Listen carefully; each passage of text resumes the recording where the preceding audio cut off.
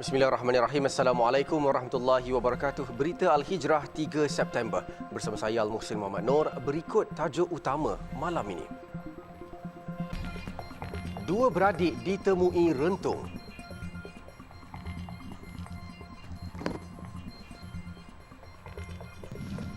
Juga tragedi kepala air. Orang ramai dinasihat tangguh aktiviti riadah air.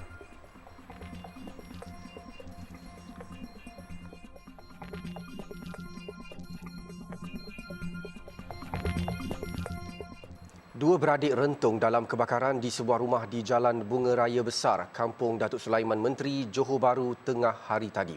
Penolong Pusurujaya Bomba Muhammad Rizal Buang yang juga pemangku pengarah JBPM Negeri Johor berkata kejadian pada 1.41 tengah hari itu mengorbankan Muhammad Zafran Muhammad Fikri 3 tahun dan Nurul Hawa Zafira Muhammad Fikri 2 tahun. Menurut kenyataan bomba, dua mangsa telah ditemukan rentung di ruangan bilik tidur dan kebakaran telah mengakibatkan kemusnahan 60% daripada keseluruhan bilik. Ketika kebakaran berlaku, pemadaman awal telah dilakukan oleh orang awam menggunakan jirusan air paip. Disusuli dengan operasi pemadaman oleh pasukan bomba, Muhammad Rizal berkata mayat mangsa dibawa ke Hospital Sultanah Aminah untuk tindakan lanjut dan punca kebakaran masih disiasat. Beliau berkata ketika kejadian, terdapat 3 individu di dalam rumah tersebut, iaitu mangsa dan ibu mereka. Ibu mereka bagaimanapun tidak mengalami sebarang kecederaan. Tambah Muhammad Rizal, pihaknya akan menyiasat dengan teliti termasuk meminta bantuan unit anjing pengesan K9 Bomba.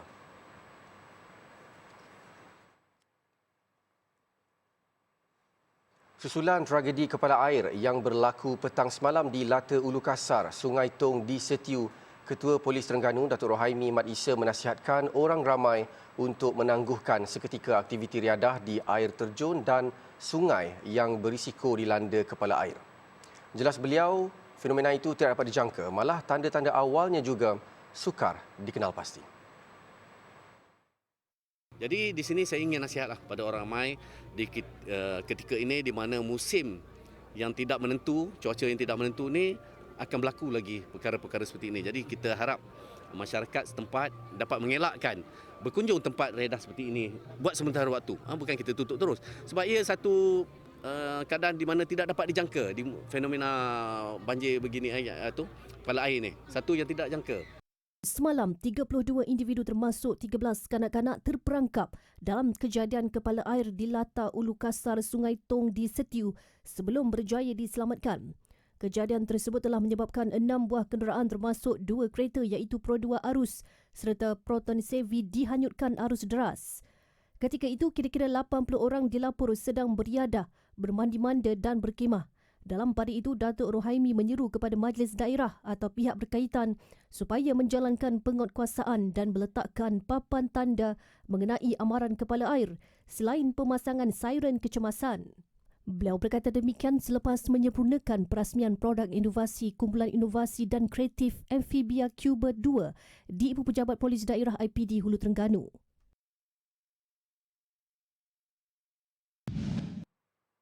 Bot Amphibia Cuba 2 merupakan hasil reka cipta kreatif pasukan IPD Hulu Terengganu yang diketuai Ketua Polis Daerah Hulu Terengganu DSP Adli Mat Daud.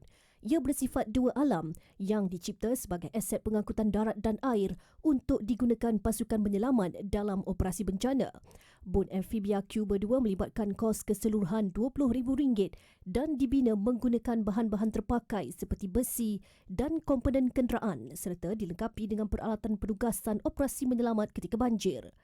Ini merupakan kesinambungan kepada hasil reka cipta bot dua alam Amphibia Cuba versi pertama yang dihasilkan sebelum ini dan telah terbukti berjaya digunakan semasa penugasan operasi banjir di daerah Hulu Terengganu dari tahun 2018 sehingga tahun lepas. Sementara itu, Polis Terengganu mengesahkan menerima laporan berhubung penipuan tempahan sewaan rumah inap di Kuala Terengganu semalam. Datuk Rohaimi berkata mangsa kerugian RM2,900 selepas membuat tempahan secara dalam talian untuk menyewa sebuah rumah inap yang diiklankan. Mangsa merupakan orang tempatan yang menyewa rumah inap untuk rakan-rakannya dari luar negeri dan pihaknya mendapati suspek yang belum dikenal pasti itu telah mengiklankan rumah inap milik orang lain dan bukan miliknya. Sekiranya ingin membuat booking online ni hendaklah betul-betul lebih berhati-hati dan tengok review. Tengok review sebelum ni, pengguna-pengguna ataupun penyewa yang terdahulu ada atau tidak. Kalau tidak pasti jangan. Biasanya pun mereka sepatutnya letak deposit je, tapi kali ini kalau kita tengok, kalau setiap penipuan ni mereka minta bayar penuh terus, walaupun belum ambil kunci, booking online je terus bayar penuh. Itu yang berlaku. Itu antara tanda-tanda scammer beginilah. Dia akan minta bayaran penuh. Jun lalu, polis menerima satu laporan daripada seorang mangsa yang kerugian RM221.50 setelah melakukan pembayaran secara dalam talian untuk menempah sebuah rumah inap di Jalan Pasir Panjang dekat Kuala Terengganu yang sebenarnya tidak wujud. Susulan laporan itu, pihak polis telah menahan sepasang suami isteri warga tempatan berumur 27 dan 26 tahun yang disyaki terlibat dalam kes penipuan tempahan rumah inap tersebut hasil serbuan di sebuah rumah di Dungun. Dua lelaki tempatan didenda RM5,000 setiap seorang oleh Mahkamah Session Kuala Lumpur Selasa lalu selepas didapati bersalah melakukan provokasi terhadap pegawai immigration. Tertuduh Myor Abdul Mahir Myor Muhammad, 32 tahun dan Jason Su Kai Sun, 26 tahun mengaku bersalah sejurus pertuduhan dikemukakan. Ketua Pengarah Immigration Datuk Khairul Zaimi Daud berkata, kedua-duanya turut berdepan hukuman penjara 5 bulan jika gagal menjelaskan denda berkenaan. Beliau berkata hukuman dijatuhkan mahkamah selepas kedua-dua tertuduh mengaku salah terhadap pertuduhan di bawah Seksyen 56-1-G Akta Immigration 1959 Palang 63 yang boleh dihukum di bawah Seksyen 56-1-AA Akta sama. Tegasnya sebarang tindakan provokasi dan ancaman kepada mana-mana pegawai immigration yang sedang menjalankan tugas akan diambil tindakan tegas mengikut undang-undang. Khairul Zaimi berkata kedua-dua tertuduh telah melakukan provokasi secara aktif dan enggan memberi kerjasama kepada pegawai yang sedang bertugas. Tertuduh juga telah mengeluarkan kata-kata kesat terhadap pegawai immigration yang menjalankan tugas semasa operasi penguatkuasaan di Pantai Dalam Kuala Lumpur pada 10 Ogos lalu. Seorang tertuduh turut meludah dan kedua-duanya turut merakam provokasi yang dilakukan dengan niat mengaibkan pegawai immigration. Ketua Setiausaha Negara Tan Sri Muhammad Zuki Ali dilantik sebagai pengerusi jawatan kuasa pengurusan Hal Ehwal Islam Kebangsaan. Majlis Kebangsaan bagi Hal Ehwal Agama Islam MKI berkuat kuasa 30 Jun 2022 hingga 29 Jun 2024. Ketua Pengarah Jabatan Kemajuan Islam Malaysia JAKIM Datuk Hakimah Muhammad Yusof berkata penyampaian watikah pelantikan Muhammad Zuki telah disempurnakan oleh Sultan Selangor Sultan Sharafuddin Idris Shah selaku pengerusi MKI pada 1 September lepas. Datuk Hakimah yang juga Setiausaha MKI berkata jawatan kuasa itu telah dinaik taraf dari persidangan ketua-ketua jabatan atau Majlis Agama Islam Seluruh Malaysia PKJ yang sebelum ini dipengerusikan oleh Ketua Pengarah JAKIM. Jelas beliau, mesyuarat Majlis Raja-Raja kali ke-259 pada 30 Jun lepas berkenan untuk menaik taraf jawatan kuasa ini dan KSN diperkenan sebagai pengerusi secara ex officio berkuat kuasa mulai 30 Jun 2022 sehingga 29 Jun 2024. Keanggotaan jawatan kuasa itu terdiri daripada Wakil Majlis Agama Islam Negeri-Negeri setelah mendapat perkenan Raja Pemerintah di negeri berkenaan, Pengarah Jabatan Agama Islam Negeri-Negeri dan 2 orang ahli yang dilantik oleh MKI dengan perkenan MRR. Beliau berkata jawatan kuasa yang diurusetiakan oleh JAKIM itu ditubuhkan bagi menjadikan platform untuk membincangkan perkara dasar berkaitan pengurusan hal ehwal Islam di Malaysia. Jawatan kuasa itu juga bertindak sebagai kumpulan pemikir yang menentukan dasar-dasar berkaitan tadbir urus terbaik hal ehwal Islam di Malaysia serta bertanggungjawab menyelaras dan mewujudkan keseragaman dalam pentadbiran dan pelaksanaan hal ehwal agama Islam di Malaysia. Peranti siswa, tablet tidak perlu dipulangkan semula.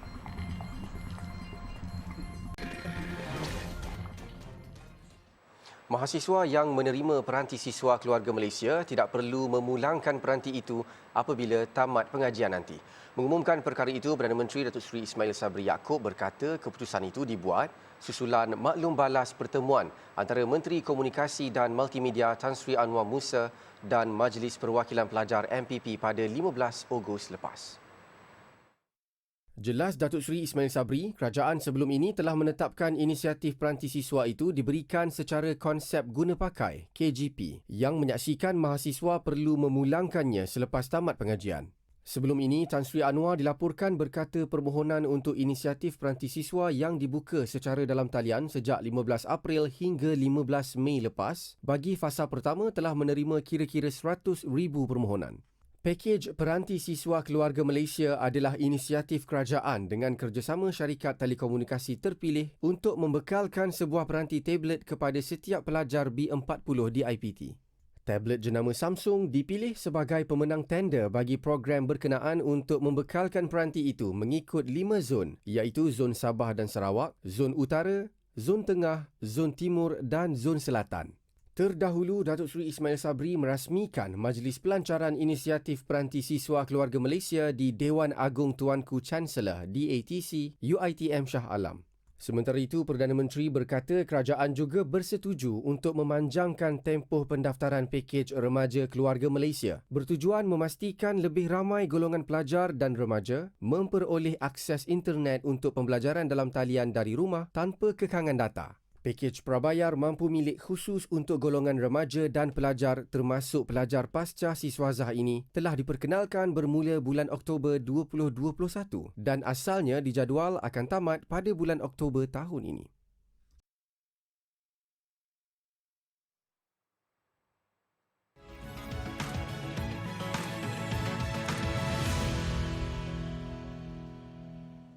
Selari dengan status pemilikan syarikat 100% milik orang Islam, syarikat rangkaian global makanan khidmat segera McDonald's Malaysia sentiasa mengutamakan konsep halalan thayyiban. Bukan sahaja dari sudut makanan, namun setiap proses di dalam perniagaan tersebut dilaksanakan dengan teliti bagi mematuhi sistem jaminan halal berkonsepkan halal dari ladang hingga ke pinggan yang dibina sejak tahun 2013. Antara aspek halal yang dijaga oleh McDonald's Malaysia adalah bermula daripada sumber bahan mentah, pembekal, proses penyediaan, kebersihan, pekerja, peralatan dan penyimpanan, kualiti produk yang dihidang, persekitaran restoran serta logistik. Naib Presiden Sumber Manusia dan Pengerusi Jawatan Kuasa Halal Dalaman McDonald's Malaysia, Azhar Darbi berkata, McDonald's Malaysia merupakan antara syarikat yang pertama mendapat pengiktirafan sijil halal daripada Jabatan Kemajuan Agama Islam Malaysia JAKIM pada tahun 90-an. Justru bagi memastikan kualiti halal mencapai piawai yang ditetapkan setiap tahun, McDonald's Malaysia menubuhkan Jawatan Kuasa Halal Dalaman yang juga dibantu oleh dua penasihat syariah luaran bagi memastikan keperluan halal sentiasa dipatuhi. Jadi untuk memastikan proses halal tu terjaga, kita mempunyai Jawatan Kuasa Halal Dalaman untuk memantau kepatuhan persijilan halal inilah, ya. Dan kita melakukan audit daripada masa ke semasa ke atas semua restoran dan juga semua supplier kita, supaya kita dapat pastikan perkara halal dan thayyiban ini terjaga dengan sepatutnya. Dari sudut pemilihan pembekal, McDonald's Malaysia hanya berurusan dengan pembekal-pembekal dalam negara yang mempunyai sijil halal JAKIM. Manakala bagi pembekal dari luar negara pula, mereka wajib mempunyai sijil halal dari badan-badan halal yang diiktiraf oleh pihak JAKIM. Selain JAKIM, McDonald's Malaysia turut bekerjasama dengan Halal Development Corporation untuk terus mendukung komitmen halal dan sentiasa terlibat aktif dalam pelbagai program halal, termasuk pameran halal antarabangsa Malaysia, HalFest dan World Halal Conference. Selain halal, McDonald's Malaysia turut menekankan kewajipan untuk membayar zakat perniagaan di mana syarikat berkenaan telah membayar hampir 10 juta ringgit kepada semua agensi kutipan zakat seluruh negara sejak 2017 hingga 2022. Sekian segmen McDonald's Malaysia Prihatin. Saya Adik Masyarum. Assalamualaikum warahmatullahi wabarakatuh. Yayasan Ikhlas yang aktif dalam aktiviti tanggungjawab sosial korporat CSR tidak mengetepikan nasib golongan wanita yang kurang bernasib baik. Menerusi projek mikroekonomi, 20 wanita terdiri daripada asnaf dan ibu tunggal diberi peluang menjana pendapatan dengan menjahit pelbagai produk pakaian. Ia hasil kerjasama yayasan itu bersama Masjid Ibrahimi Wakaf Raja di Pasir Putih, Kelantan. Menerusi projek yang dimulakan sejak 2019 itu, pelbagai produk telah dihasilkan, antaranya pakaian seragam sekolah, baju raya, baju kaftan untuk pasaran Pasaraya Maidin dan jersey sukan. Pengarah Perhubungan Korporat Yayasan Ikhlas, Insinyur Kamarudin Kasim berkata, bagi memastikan setiap produk tekstil yang dihasilkan berkualiti setaraf kilang-kilang fabrik, semua peserta telah menjalani kursus jahitan di Pusat Giat Mara Selinsing. Dan tugas yayasan setakat ini sehingga kinilah kita dah hampir selesai. Setelah kita memberi latihan, kita memberi soft skill dan kita dedahkan mereka dengan good manufacturing practice. Kita dedahkan dengan jahitan dan SOP kilang. Dan kita harapkan selepas ini mereka mampu berdikari dan saya.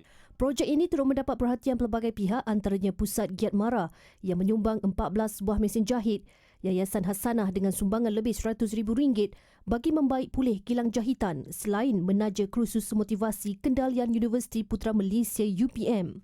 Turut sama membantu ialah syarikat UMW Corporation Sinan Berhad dengan sumbangan dana sebanyak RM10,000. Jadi alhamdulillah pada September 2019 kami telah membuat pertemuan dan alhamdulillah membuahkan hasil, dan sehinggalah pihak yayasan berbincang dengan Pusat Giat Mara dan alhamdulillah kami dapat bekalan mesin jahit sebanyak 14 biji mesin jahit. Hasil program ini juga peserta-peserta tersebut mampu menjana pendapatan secara konsisten bagi menyara kehidupan. Kebanyakan peserta terdiri daripada orang kampung yang hanya bekerja pendoya getah, sekarang tak ada bekerja sebab tak ada tempat diorang untuk bergantung untuk meningkatkan kewangan untuk menyara keluarga. Untuk maklumat lanjut mengenai Yayasan Ikhlas, layari sedekahsini.com atau hubungi 019-611-5954. Sumbangan pula boleh disalurkan ke akaun bank seperti tertera. Selepas negara dilanda pandemik COVID-19, ramai individu terkesan terutama dari segi tekanan emosi dan perasaan. Menyedari situasi itu, Profesor Dr. Muhaya Muhammad menerusi program Prof Muhaya Circle PMC sedia menjawab dan mencari solusi bersama bagi menangani cabaran berkenaan. Dalam PMC Siri 6, lebih 500 peserta hadir dengan harapan untuk mengubah kehidupan. Jelas Datuk Profesor Dr. Muhaya, program PMC ini berdasarkan 41 tahun pengalamannya dan telah membantu lebih 11,000 orang yang sebelum ini mengakui telah mati dalam kehidupan. All of us yang datang ni sebenarnya tujuan satu, menjadi pecinta tanpa syarat. Maknanya kita nak hidup dengan emosi yang sangat positif. Sebab what drive apa yang membuat kita bertindak ialah perasaan, betul tak? Walaupun kita tahu tapi kita tak buat sebab tak suka. Kan? Jadi kita nak supaya kenapa kita panggil PMC Summit tu ialah kita nak pencinta tanpa syarat yang berkumpul untuk menjadikan jiwa pencinta tanpa syarat tu jadi you punya modus operandi. Tambah beliau menerusi seminar Zero Stress Living, peserta akan mengenal pasti sumber stres, apa kesannya dan solusi asas untuk mereka keluar daripada kehidupan stres. Dan banyak orang menjumpai mereka terluka masa kecil. Dan sebab luka tu, mereka jadi macam bisul. So, bila kita luka batin masa kecil, kita luka tu walaupun badan kita dah besar, tapi memori kecil tu masih ada dalam otak kita. So, dengan memori itulah kita menjalani hidup kita. Jadi, kita boleh tahu, kalau kita tengok kita sekarang, kita sebenarnya is a product of our childhood. Beliau dalam pada itu berharap PMC Plus 6 dapat memberikan manfaat besar untuk anak-anak remaja serta keluarga. Malah Profesor Datuk Dr. Muhaya juga optimis untuk membawa PMC Plus 6 ke peringkat global dan profesional. Golongan Asnaf dan B40 menerima barangan keperluan harian menerusi program Souk at Yadim sempena jelajah aspirasi keluarga Malaysia di negeri Kedah. Timbalan Menteri di Jabatan Perdana Menteri Hal Ehwal Agama Datuk Ahmad Marzuq Syari berkata inisiatif ini merupakan usaha kerajaan melalui Yayasan Dakwah Islamiah Malaysia Yadim bagi membantu masyarakat yang terkesan. Turut diberi perhatian komuniti pesawah, nelayan dan orang kurang upaya. Pada hari ini kita memperuntukkan sebanyak 25,000 yang kita beli barang, kita packing dalam rupa bentuk barang makanan dan juga barang-barang dapur, termasuk juga barang-barang lauk-lauk basah yang melibatkan 500 keluarga penerima pada hari ini secara percuma. Terdahulu, Datuk Ahmad Marzuq melancarkan flag off sumbangan street dakwah Souk at Yadim di Masjid As-Saadah Kampung Tebengau hari ini. Turut sama Ketua Pegawai Eksekutif Yadim, Tuan Kamarul Arif Tuan Soh. Jelas Ahmad Marzuq program di Kampung Tebengau ini adalah yang ke-7 selepas Kuala Lumpur, Sabah, Terengganu, Perak, Kelantan dan Putrajaya. Bagi memudahkan penyerahan bantuan tersebut kepada penerima yang tidak dapat hadir, Yadim turut menggunakan khidmat penghantar makanan sekaligus memberi peluang menjana pendapatan kepada mereka. Gotabaya Rajapaksa kembali ke Sri Lanka. Kandas di Terminal Feri untuk ke Langkawi akibat air pasang surut yang pernah berlaku awal tahun ini bakal diselesaikan dalam masa terdekat. Ketua Pegawai Eksekutif Lembaga Pembangunan Langkawi, LADA, Nasaruddin Abdul Muttalib berkata, sebagai langkah jangka panjang, kerja-kerja pengerukan di sekitar JT Kuala Perlis dan JT Kuala Kedah sedang dijalankan dan dijangka siap sepenuhnya awal tahun depan.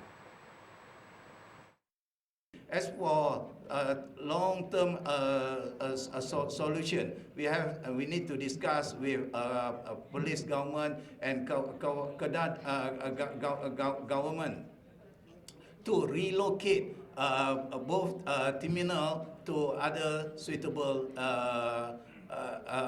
location which not affected with these low tide and high tide issues. Tambahnya, bagi penambahbaikan jangka pendek, pihaknya telah menambah kekerapan feri ke Langkawi sebanyak 5 kali sehari yang bermula seawal jam 4.30 pagi. Dalam pada itu, pelancong juga boleh menggunakan perkhidmatan Roro untuk ke Langkawi. Beliau berkata demikian kepada media selepas melancarkan slogan bagi penjenamaan baharu Langkawi, iaitu Best Way, sempena Pulau Peranginan tersebut dipilih sebagai destinasi kegemaran Malaysia pada Mata Fair kali ini. Pameran Persatuan Ejen Pelancongan dan Pengembaraan Malaysia Mata kali ke-51 telah menjual lebih 500,000 pakej pelancongan domestik dan dijangka terus meningkat. Mata Fair berlangsung di Pusat Dagangan Dunia Kuala Lumpur bermula 2 September hingga 4 September. Pelbagai promosi ditawarkan termasuklah potongan harga bagi pakej percutian dan tiket penerbangan. Rasanya sudah lama kita tidak keluar melancong bersama ahli keluarga sejak dunia dilanda pandemik COVID-19. Jadi ambillah peluang ini untuk hadir bersama ahli keluarga anda kerana di sini terdapat lebih 500 seruai pelancongan yang ditawarkan khas untuk anda semua.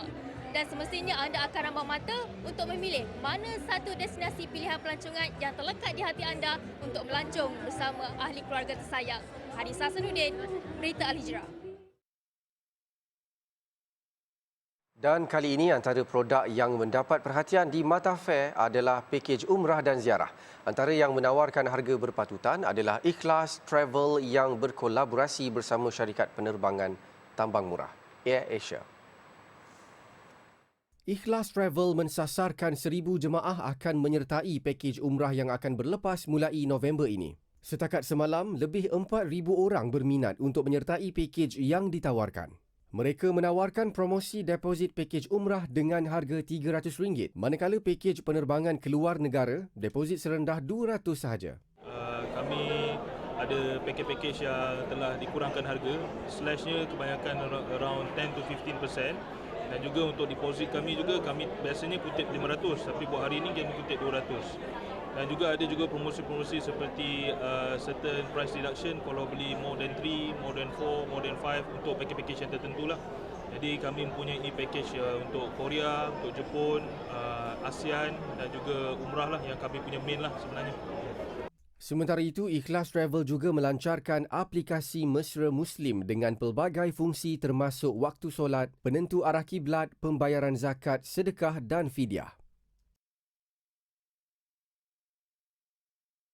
Singapura menarik balik produk kicap dari Malaysia selepas mengesan asid benzoik melebihi had seperti termaktub dalam peraturan makanan Republik itu. Menurut Agensi Makanan Singapura, SFA, penggunaan asid benzoik tidak diisytiharkan pada label pembungkus makanan produk kicap jenama bunga tangan.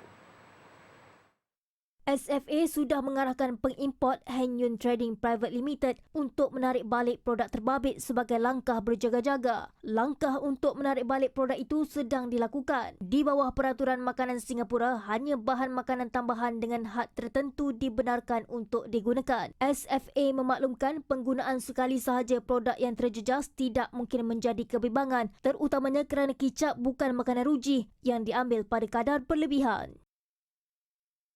Bekas Presiden Sri Lanka, Gotabaya Rajapaksa kembali ke tanah air selepas melarikan diri Julai lalu. Susulan kediamannya diserbu ribuan penunjuk perasaan yang berang dengan keadaan krisis ekonomi negara itu.